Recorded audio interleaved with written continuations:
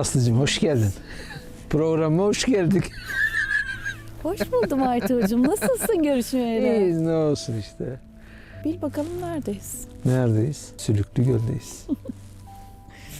Yani yıllardır Sülüklü Göl'e gelmek isterim. Öyle mi? Evet. Bana nasıl? Seninle nasipmiş.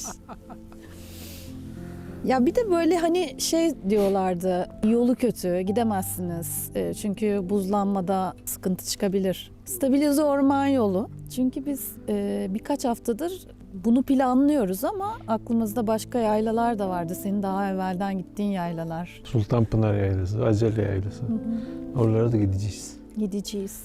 Evet. Yani aslında bu hafta için buraya gelmenin zorluklarından bahsettikleri için biz alternatif olarak Acele'yi, Sultanpınar'ı düşünüyorduk ama orada da hani -8'leri gördüğümüz için hava durumu olarak. Burası biraz daha kuytu geldi. Evet.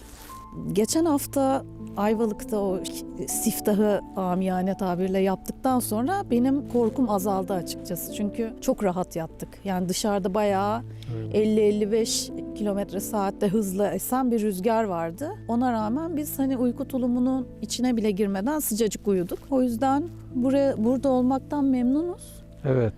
Brothers Camp sahibi Melike Hanım geliyor. Paravan açılıyor.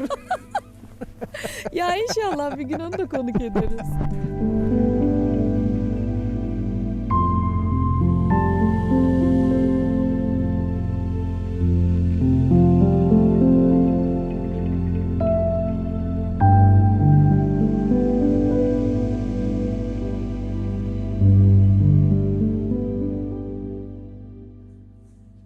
Evet, Sülüklü Göl Tabiat Parkı'ndayız.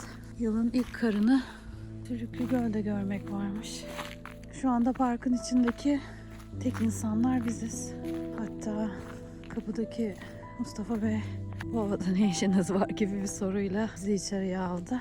Giriş 35 lira. Araçüstü çadırımız olmasaydı gölün yanında atmayı düşünüyorduk kampı ama araçüstü çadır olduğu için ve aracın girdiği bölgeler sınırlı olduğundan kuytu bir yer tercih edelim dedik. Biraz konteynerların yanı oldu ama hem çeşmeye yakın, hem temiz lavabolar var, hem de göle yakın.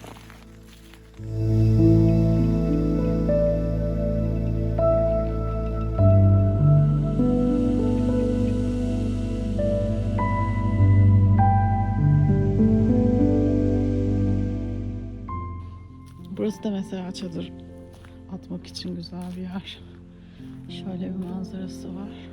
Ama araç yolunu kapattıkları için bir şey mümkün değil. Onlar da haklı tabii. Gelen geçen arabasıyla çıkmasın diye böyle bir çözüm bulmuşlar. Aytu olayı çözmüş gibi el arabasıyla gelmiş. Bakalım çıkınında neler var. Ateşten sorumlu kamp insanı olarak. Ne yaptın? Odun aldım. Ne kadarmış? 40 lira. Kilosu. Ha, çuval. İyiymiş. Boşuna taşıdık babam. Aynen. Hadi bakalım. Isınacağız inşallah bu akşam.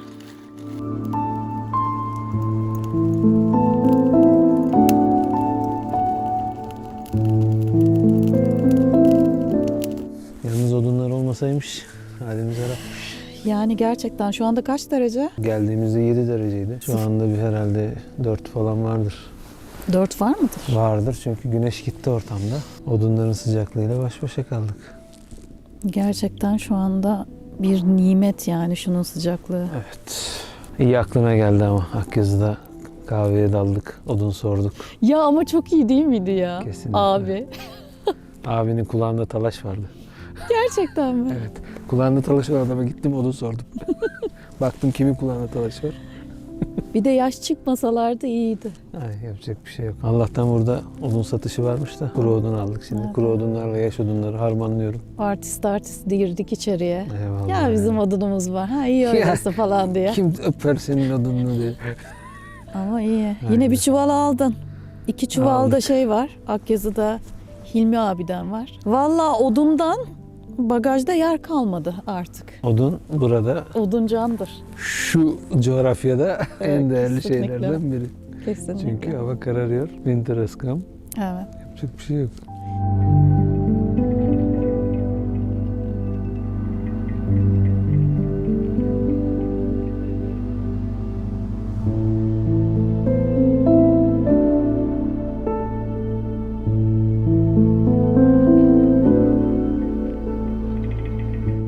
Günaydınlar herkese.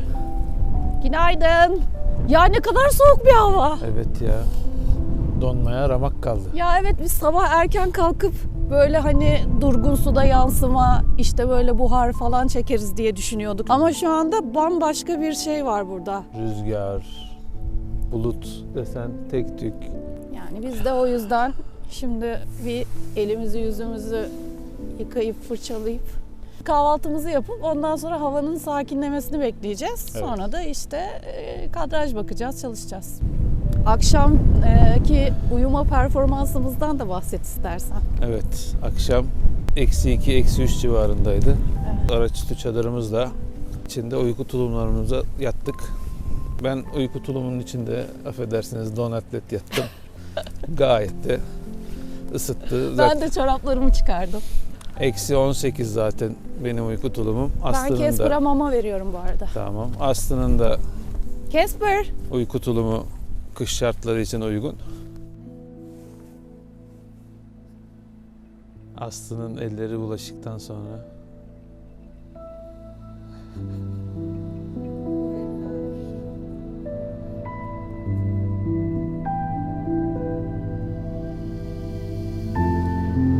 Hava çok soğuk olduğu için ellerinizin tabii çok fazla üşüdüğü bir durum söz konusu. Sağ olsun Aytuğ'un yaktığı ateşle ellerim soğudukça o parmak gidip- işaretinden ateşi göstermemi istediğini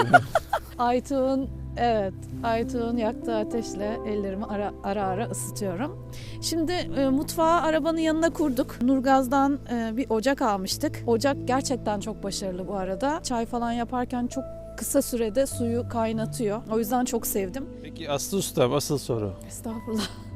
Menemen soğanlı mı soğansız mı? Ya evet, bir arkadaşımız sormuştu. Baş harfi Özer olan bir arkadaşımız bunu bize soru sorun kısmında sormuştu aslında. Biz şöyle düşünüyoruz. Sabah kahvaltısında soğansız değil mi? Akşam Ben öyle bir şey yemeğinde. demedim, dedim mi? Öyle konuştuk ya. Öyle mi konuştuk? Hatırlamıyor musun? Ben sabah akşam her türlü soğanlı yerim ya. Ha tamam. Soğan candır. Yani ama tercihen hani menemen soğanlı mı soğansız mı dediğimiz zaman akşam daha soğanlı tercih ediliyor. Ben menemenin içerisine beyaz peynir katmayı çok seviyorum. Bazısı kaşar peynir katıyor. Bayağı bu ezine peynirinden koyuyorum biraz. Hatta biraz sonra menemen yapacağım.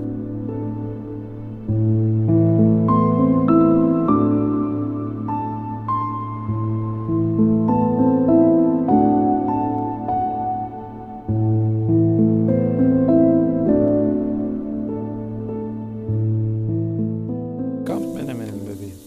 Normal menemenden farkı Bu kamp menemeni. kamp menemeni. Evet. Tamam peki. Özelliği eğer kötü olursa ya kamptayız idare ediver işte şeklinde kakalıyorsun. Bu da bizim sevimli hayaletimiz Casper. Bir Casper. var, bir yok.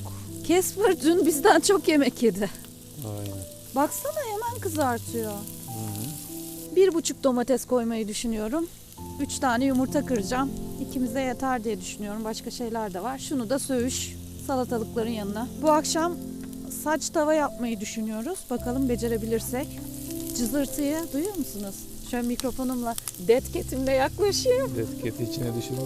Menemenden tüy çıktı diye. Zaten dead cat'in başına gelmeyen kalmadı. İşte bu cızırtı. Bütün gece soğukta mı yatmışım? Üstüme çiğ mi yağmış?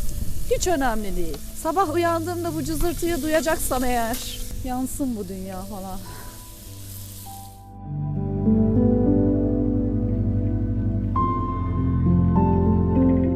Menemen'de son aşamadayız. Yeme kısmı değil mi ya son aşama?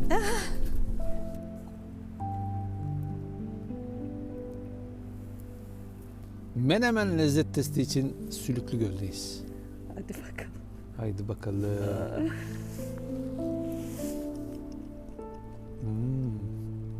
Olmuş mu? Peyniri daha güzel olmuş. O zaman menemen soğanlı mı, soğansız mı, Soğansız mı peynirli değil, mi, peynirsiz mi? peynirsiz mi?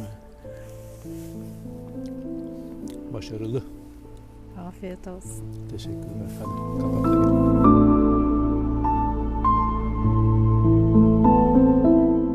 Kış kamplarının vazgeçilmezi, keçi boynuzu pekmezi. Bunu böyle yiyoruz. Ondan sonra kendimizi doğaya veriyoruz. Artık aslan kaplan ne gelirse şansımıza.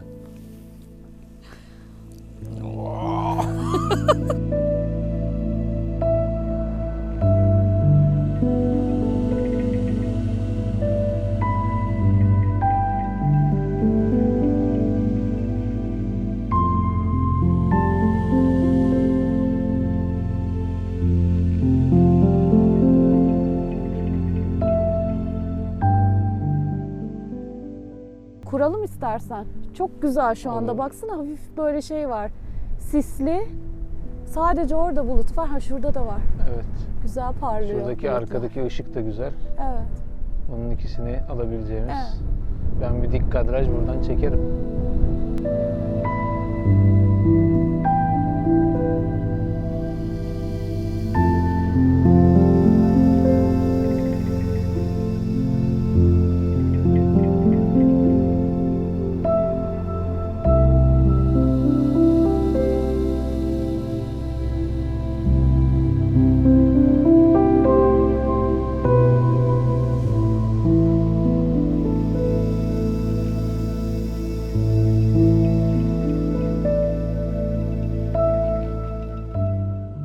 O zaman balba aldım. Balp.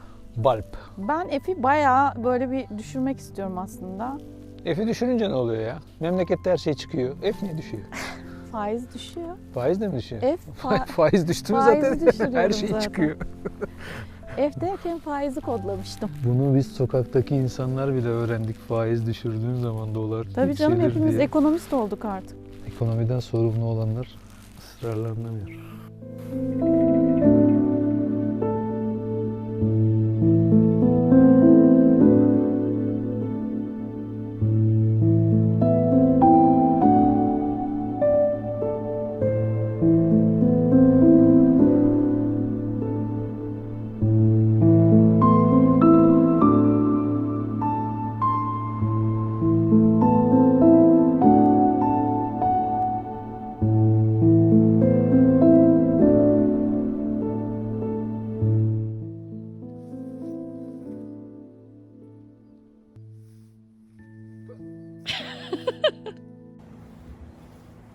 Casper yine değişik bakışlar atıyor. Tam bir Casper. Daha demin öbür taraftaydı bu.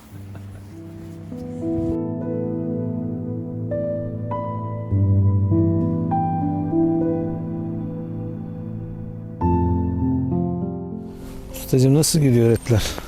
Ha? Bıçak kesmiyorsa atayım 10 lira 20 lira. Bıçak kesiyor. Kış kampında olaylar devam ediyor.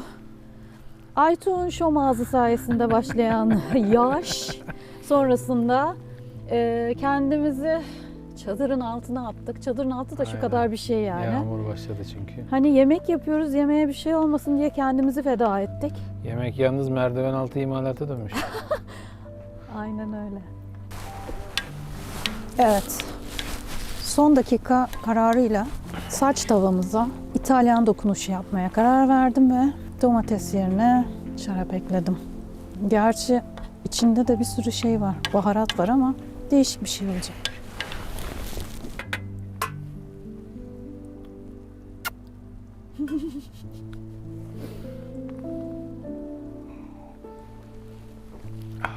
Şey diyeceğim, dün akşam biz burada yalnızdık.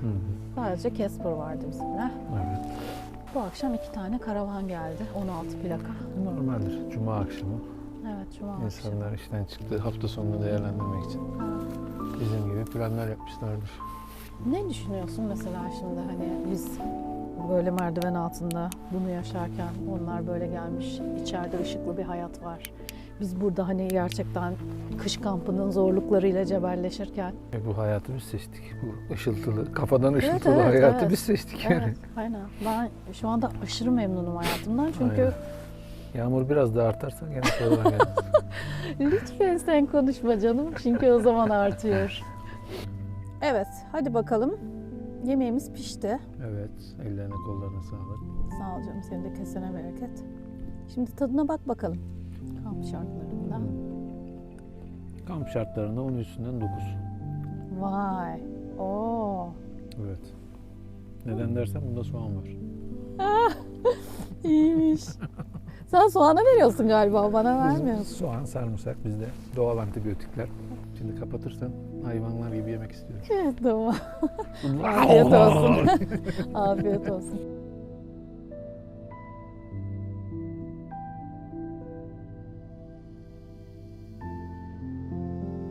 Kampta Haribo keyfisi.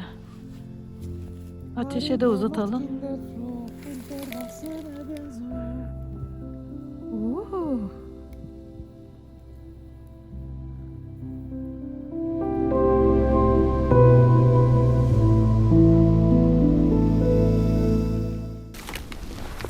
Şimdi git.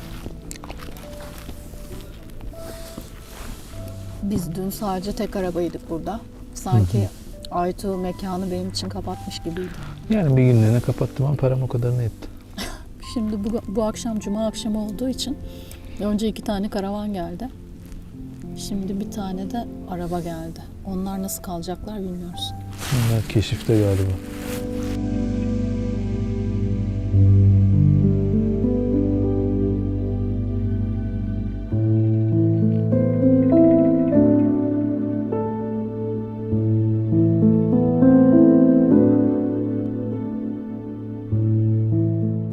Buongiorno, Buongiorno.